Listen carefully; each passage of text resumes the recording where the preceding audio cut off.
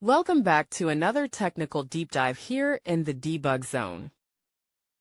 Today we're tackling a big question and breaking it down with insights from other users.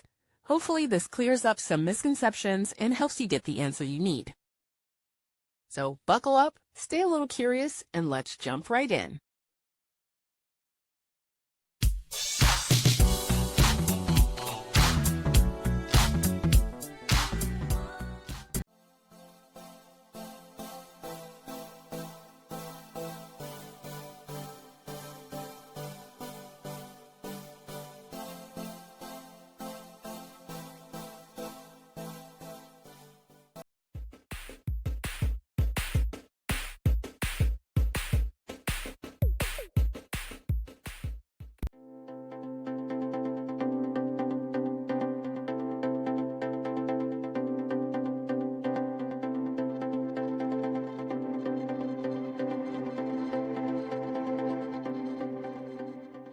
And that's a wrap.